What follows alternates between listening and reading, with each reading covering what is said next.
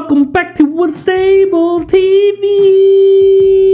And you're through to Irish Couple Reacts. And do stay tuned because this happens every week. So if you're new here, don't forget to like, subscribe, comment and hit the bell notification so you don't miss any of these videos. And if you're a returning viewer, thank you! So today we are going to be taking a look at what will actually happen if Russia invades the Ukraine. So yes, this will be very interesting considering what's going on in the world right now. Thanks again for the suggestion for this. We do appreciate that. So without further ado, let's find out what would actually happen if Russia invaded Ukraine. Let's go! 100,000 troops stand ready on Ukraine's border with Russia. Thousands more reservists have been called up to active duty. Diplomatic talks with the US and NATO have broken down. Is Russia really about to invade Ukraine? And what will happen if it does? In 2014, despite publicly denying it, Russia invaded and seized Crimea, formerly recognized as Ukrainian territory by the international community. Per Russia's narrative, the Crimean conflict was a domestically inspired revolutionary movement by ethnic Russians seeking to rejoin Russia. However, it very quickly became clear that this was a lie, as Russian special forces, who earned the moniker Little Green Men for their featureless uniforms, were confirmed to be working with Crimean rebels. Then, deep dives into Russian social media produced even more damning evidence of regular Russian soldiers operating inside of Ukrainian territory itself. Russia never formally admitted to utilizing both unconventional and conventional military forces in Crimea to fight off Ukrainian forces, and in the end, Crimea declared itself independent and was quickly absorbed by Russia. Since then, fighting against rebel forces has continued across disputed Ukrainian territory, and Russia has continued to support those rebel forces, albeit in a slightly less obvious way. Now the fear of a full-scale Russian invasion of Ukraine seems more real than ever, as 100,000 Russian soldiers mass on the border with the breakaway former Soviet republic. But why would Russia risk angering the world with an invasion of a bordering nation? Could it really do it, and what would the world's response be if it did?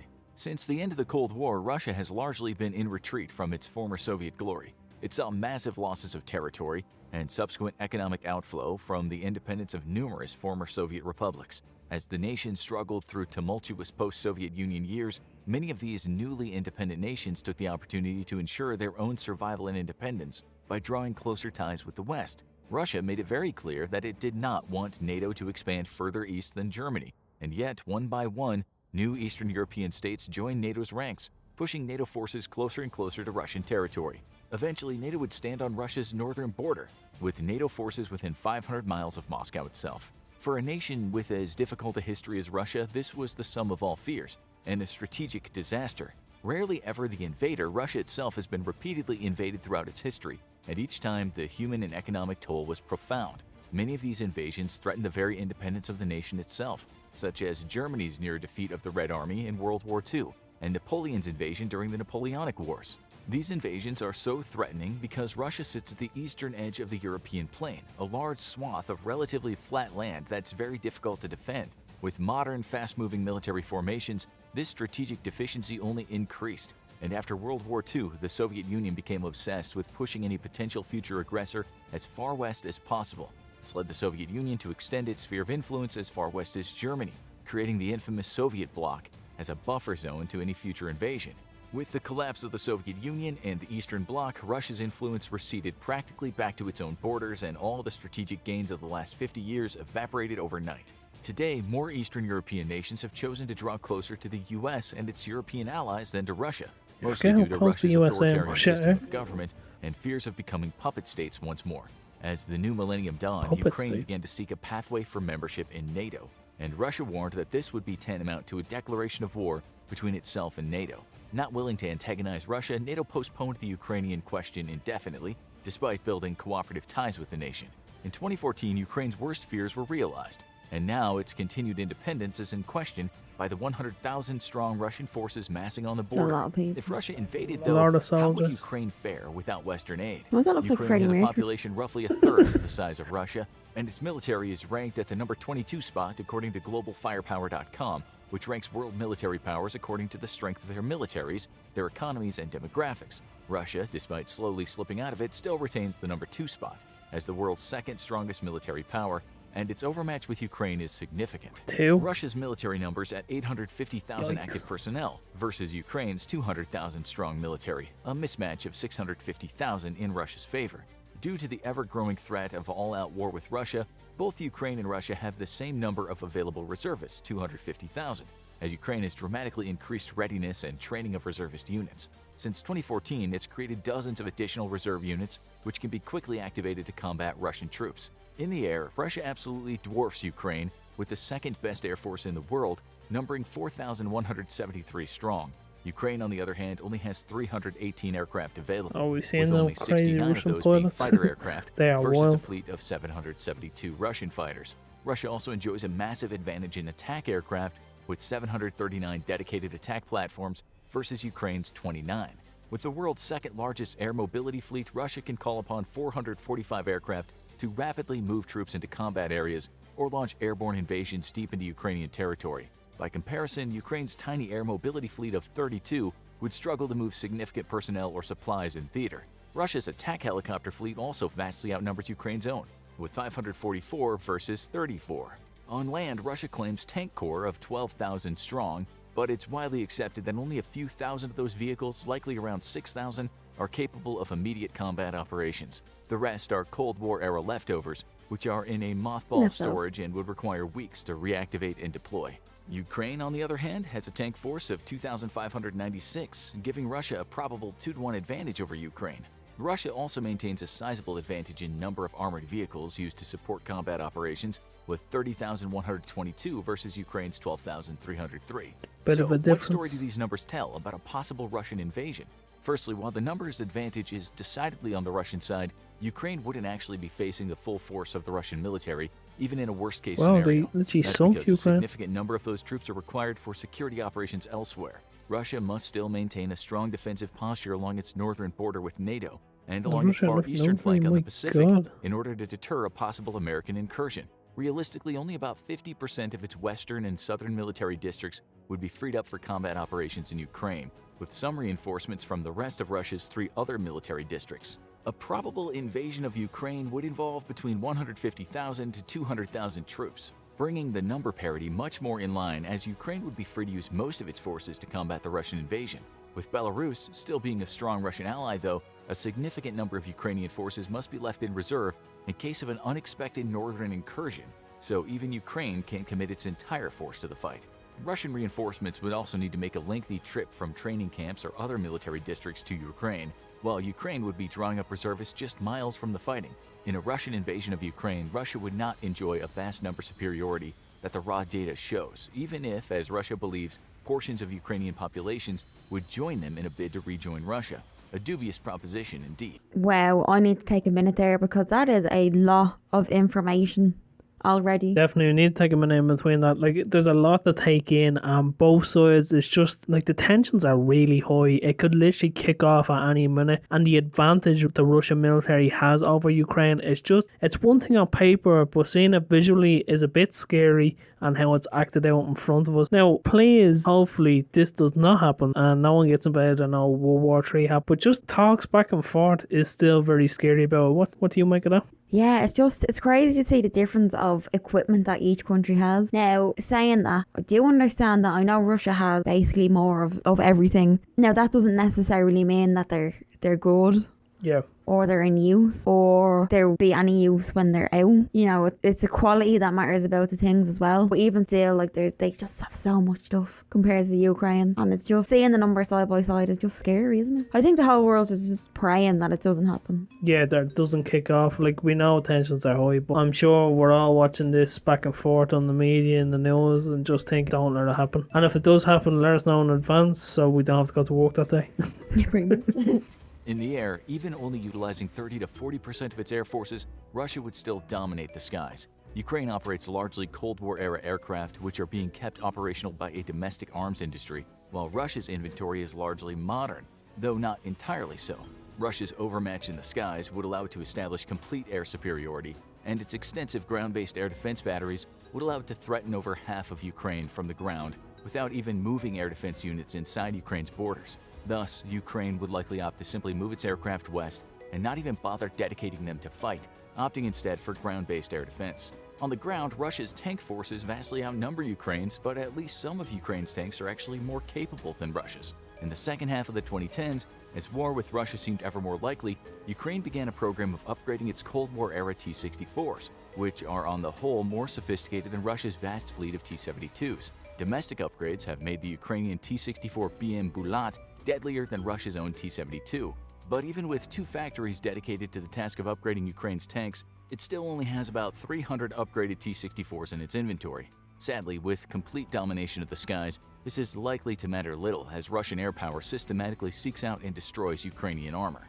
Russia's sizable numerical advantage is diminished significantly in an invasion of Ukraine due to its defense commitments elsewhere, but it still allows Russia to rotate combat troops out of theater with fresh forces and replenish combat losses of aircraft and vehicles at a rate that Ukraine simply can't match. Further, while the Russian Air Force also has defense commitments elsewhere, the nation would be able to dedicate a large number of strike aircraft to the initial days of the war, launching a devastating blitzkrieg of overwhelming force against Ukrainian troops, supply depots, and command and control nodes. Russia No, also seriously. enjoys very robust electronic warfare capabilities, having made much greater investments into this area of warfighting than most other nations in a bid to defeat American smart weapons and erode its technological advantage. Russian electronic warfare could seriously degrade Ukrainian defensive radar, interrupt or fully jam Ukrainian communications, and even aid in the spread of disinformation and propaganda. This has already been seen in combat along Ukraine's eastern front, as Russian EW units jammed Ukrainian communications and even spoofed text messages to soldiers on the front lines with demoralizing or confusing orders. For the most part, Ukraine has no such What? capability. However, while the numbers heavily favor Russia, odd. a conquest of Ukraine Spoofing would by a no text means be easy for them. For starters, Ukraine enjoys home field advantage, and after 8 years of hostilities with Russia, pro-independent sentiments are strong amongst the Ukrainian population. Dreams of being welcomed as liberators by the locals, and even having entire guerrilla movements spring up to aid invading Russian forces, are almost certainly a Russian fantasy at this point. The Ukrainian people also have some faith that the West would not simply abandon them to Russian aggression, given that Ukraine's annexation back into the Russian fold would be a strategic disaster for NATO. This would help bolster morale in a brutal and very bloody invasion. Ukrainian military forces have also proven themselves to be far more capable than Russia believed in 2014. When the process of annexing Crimea began, the Kremlin believed that Ukrainian forces would quickly crumble and be incapable of long-term significant resistance to rebellion movements sweeping across the country's eastern border with Russia. It was believed that Ukraine would quickly fall piece by piece to pro-Russian independence movements, financed of course with weapons and supplies by Russia itself. Yet the Ukrainian armed forces did not collapse as expected, and while they were unable to weather the onslaught of battle against line Russian forces disguised as rebels in Crimea, they had largely been able to contain the separatists, and Ukraine remains united. Ukrainian military units have proven surprisingly resilient and capable even under assault by modern and more capable Russian weapon systems, prompting the United States to send numerous observers to gather intelligence on Russian capabilities. The world has also not stood idly by as Ukraine was covertly invaded by Russian forces, and in anticipation of a full-scale invasion has taken steps to ensure the nation is able to defend itself. The United States alone has provided a whopping $2.5 billion in military aid to Ukraine, with an additional That's a lot of $200 money. million Where'd they get given in that from? December of 2021. The aid has The largely printing taken the press. form of anti-tank missiles, anti-air missiles, counter-artillery radar systems, patrol boats, small arms, and millions of rounds of ammunition. To date, the United States is responsible for 90% of all aid given to Ukraine. The specific type of aid given speaks to the U.S.'s thoughts on a Russian invasion. The vast amount of deadly Javelin anti-tank missiles provided to Ukraine are meant to maul Russian tanks and armored vehicles and represent an extremely significant threat to a Russian invasion. Man-portable air defense weapons will help Ukrainian soldiers eat into Russian air superiority, threatening Russian aircraft and providing a survivable air defense component that's not easily destroyed by Russian forces. Much like in Afghanistan, Russia could face serious threats from U.S. air defense weapons, possibly having a significant impact on air operations in the country. Counter-artillery radar systems will help Ukraine take on Russia's sizable artillery forces, which provide much of the Russian military's killing power. In combat operations against rebel and Russian forces, Yeah, but we Ukraine's know tank full well corps the had Russians suffered love their 400 rockets. casualties, and almost all of these to Russian-made artillery. Counter-artillery radar will allow Ukrainian artillery to immediately launch counter-battery fire, destroying slow-moving Russian artillery. Its more important contribution, however, may be in limiting Russian artillery operations, as they'll now have to take into account the possibility of counterfire and thus practice shoot and scoot procedures which limit total rate of fire Shoot and and place scoot? non-motorized artillery units in serious risk. However, U.S. assistance has been more hands-on as well. The American military has provided direct intelligence support to Ukraine in the form of detailed satellite imagery and analysis, helping Ukrainian forces pinpoint rebel forces, track their movements, and target them for destruction. The assistance of America's eyes in the sky has had the effect of saving hundreds of Ukrainian soldiers' lives. The United States military has also assisted Ukraine by providing medical supplies and equipment, as well as hosting numerous training exercises in western Ukraine. U.S. active duty, reserve, and National Guard forces have all been deployed to western Ukraine to help train local forces, bringing their combat expertise in Iraq and Afghanistan and teaching Ukrainian soldiers how to properly employ modern anti-tank and anti-aircraft weapons donated by the U.S. While no direct combat assistance has been provided by America to Ukraine, numerous and completely unacknowledged intelligence gathering and recon units have been deployed into the nation's conflict zones. This has allowed the U.S. forces to gather detailed intelligence on Russian weapon systems, as well as collect critical data on Russian electronic warfare operations and capabilities. This intelligence has helped Ukrainian forces directly in preparation for combat ops, but has also allowed the United States to better prepare for its own confrontation with Russia. The CIA has also joined the conflict. Its Secretive Special Activities Division has been training Ukrainian forces in guerrilla warfare tactics for years and helping prepare the nation for a possible invasion. The CIA's SAD has been preparing Ukrainian active duty and reserve forces to wage an unconventional war against Russia's superior military, incorporating lessons learned from Vietnam and both the US's and Russia's invasion of Afghanistan. So, what would a Russian invasion of Ukraine look like? And what might happen?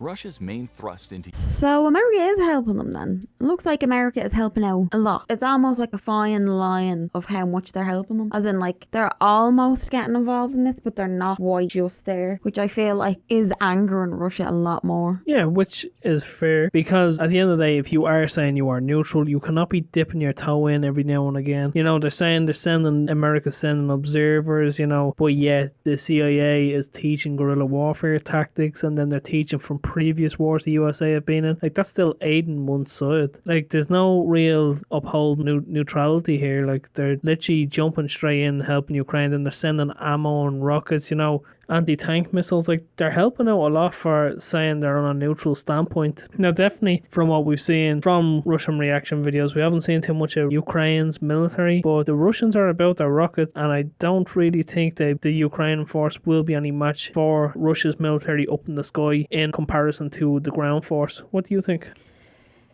Again, this is all theory at the moment, so well, not theory, obviously it's happening, but I mean, this is all still in talks at the minute. So again, I know I've already said it, but like, let's just hope it doesn't happen.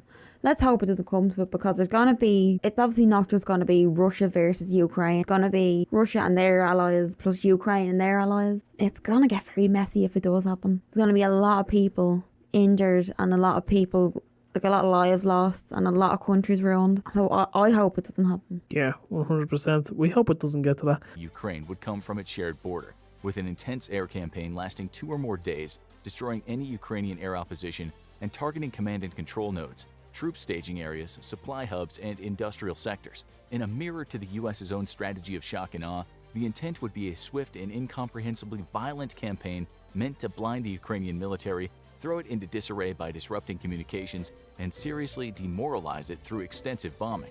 Ground-based missiles would supplement air operations, allowing Russian missile units deep inside its own territory to lay waste to Ukrainian targets. The next phase of the attack would come on the heels of the air campaign, with a massive armored thrust into eastern Ukraine. A double-pronged assault would see Russian forces pouring into Ukraine from the northeast border and from inside the separatist-controlled area, which could afford Russia with a staging area for an invasion, albeit such an act would give away its plans to invade long before they were put into effect. Another possibility, though a risky one for Russia, would be a naval assault against Odessa from Crimea itself. Russia's Black Sea naval forces have seen major reinforcements since 2014, and while still low in numbers, Russia's current fleet in the region is capable of amphibious operations. Historically, Russia has difficulty with amphibious ops due to logistical issues, and these same issues would be present today. However, Russia could still amass an amphibious assault force of 3,600 troops, backed up by 70 main battle tanks and 153 amphibious armored personnel carriers in a first strike against Odessa. These would be quickly reinforced by further amphibious operations. The move would be risky, but if successful, would leave Russia in control of 70% of Ukraine's trade, giving it incredible leverage over the country. Russia could also potentially launch an invasion from Belarus into Ukraine. However, to do so, it would have to move a significant amount of personnel and equipment into the nation. This would once more tip its hand early and allow Ukraine and the world more time to prepare a response. How would this really play out, though? The main Russian assault across the border and from the separatist-controlled areas would be difficult for Ukraine to defend against. However, the proliferation of American Javelin anti-tank missiles would take a heavy toll on Russian forces and severely slow their rate of advance. At this point, Ukraine's goal would be to slow the pace of the war as much as possible in hope of an international response and resolution, as it could never defeat the Russian military on its own. Ukrainian forces would be dedicated to stalling the Russian attack and trading blood for time. Even U.S. military aid is focused to this end, hence why America has not provided larger weapon systems it knows would be unlikely to survive an initial Russian assault. Man-portable anti-tank and anti-aircraft weapons gifted by the U.S. to Ukraine are much more difficult to destroy and allow unconventional forces to take a heavy toll on a conventional force. Ukraine would inevitably be forced into a fighting retreat in the east, with the goal of buying enough time for the world to respond to the crisis. Taking a page from the CIA's playbook for a possible Soviet invasion of the West during a Cold War, some units might even allow themselves to be completely overrun, going to ground and remaining hidden as Russian forces push past them. This secret army doctrine was theory crafted by the CIA in the 60s and 70s, and it was only until recent years that secret plans to leave entire sleeper armies behind enemy lines were revealed. The intent was simple. Army that they Given learned that from the certain Vietnam. military forces were unlikely to survive against a vastly superior Soviet force, they'd simply not fight and allow the enemy to push past them. Then, once they were in the enemy's rear area, they would rise up and cause mayhem and destruction behind enemy lines against much weaker rear area security forces. An invasion of Odessa from Crimea is possible as well, although unlikely. Russia is very aware of the limitations of its amphibious fleet in the Black Sea, and would likely choose against such a risky if high-yield operation. Such an operation would face no truly significant naval opposition, but it could face a sizable ground defense force. Given the likely slow advance of Russian forces in eastern Ukraine, reinforcements would have to come either by sea or air. If by sea, Russia's sea lift capabilities would doubtlessly dwindle over time as ships and landing craft are lost in combat operations or equipment breakdowns. A steady flow of reinforcements would inevitably slow to a trickle due to logistical losses. Russia would have to take and hold major port facilities to allow for large numbers of troops and equipment to be offloaded, likely with civilian vessels pressed into military service. It's highly unlikely that Ukraine would allow such facilities to remain uncontested or even operational. Another option would be to reinforce Odessa via airlift operations or airborne paradrops. However, the wide proliferation of American anti-aircraft weapons makes this an extremely risky proposition, and Russian airborne forces, which would already be facing steep losses to those weapons, could be devastated attempting to land so deep in Ukrainian territory. Despite being a possible war-winning strategic victory, the taking of Odessa would have to be done the hard way, with a slow but steady advance from the east by Russian ground forces. Is infographics Instead, the Russian strategist Black for Sea Russia? naval forces Yeah, would use their exactly. significant land attack capabilities to pound Ukrainian forces and military installations, while amphibious assaults near the front could flank Ukrainian frontline units, a much better use for them than a potentially suicidal attack against Odessa. The world's response to Russian aggression would undoubtedly be immediate and very punishing sanctions, but Russia has grown to be very resilient to further economic damage by global sanctions. The nation has already been severely punished by international sanctions, wreaking havoc on its economic and even military sectors, but there's a limit to what further sanctions could really do to the Holy nation. shaman, Plus, man. thanks to its massive energy exports, which European nations rely on to a large degree, Russia has built up a sizable war chest to help it weather sanctions and the cost of combat operations. However, the United States has War stated chest. through its diplomats that it's ready to impose even more damaging sanctions on Russia should it No. invade Ukraine, as well as take unspecified actions that the U.S. has never taken before. What exactly those unspecified actions could be remain a mystery, and could range from direct military intervention to massive Yeah, what are cyber they? warfare operations against Can the Russia. US know? What is certain is Better that not the be United Fallout States 3. and NATO would immediately supply Ukraine with much more offensive military aid. In a very real sense, the future of Ukraine is the future of Europe itself in the 21st century, and given the strategic importance of Ukraine to NATO, it seems increasingly unlikely that a Russian invasion won't eventually be met with a US-led military campaign against Russia. Russia's President Vladimir Putin also seems to know this, as he recently threatened that Russia's nuclear arsenal stands ready for combat. No doubt because he understands that unless he can secure swift victory in Ukraine, that the Russian military nuclear is no arsenal match away. for the US in a longer conflict. First off, we're not condoning war or saying go to war. We're only watching for information and educational purposes. And a very big shout out to Infographics. Make sure you do go check them out, give them a like, subscribe, share, all that good YouTube stuff. Please do not nuke us. Hopefully this gets resolved and no war breaks out, because this is all very frightening. Even seeing it terrorized is very frightening. What did you think of that, Danielle? Yeah, it scares me a little bit that the US is just like, we are going to do something that we've never done before, no one's ever heard of before, and, you know, if they go to war with each other, you'll have to wait and see. That is slightly terrifying. So, no, please don't do that. Please don't, because I don't like the sound of that, because that could be absolutely anything. And I have a feeling it's to do with nukes. So just let's not go there, please. Yeah, no nukes, please. We want to keep living as long as we can. So do let us know whether you're from Ukraine or Russia, or you're from around the world, or maybe you're a military buff. Let us know what your thoughts about this situation is in the comments. It seems Infograph seems to be the strategist for both sides, and they have the strategies already worked out. Let us know what you guys think in the comments below. Is there anything further you can add to this? Any information you feel they left out, or any other hypothetical situation that could happen?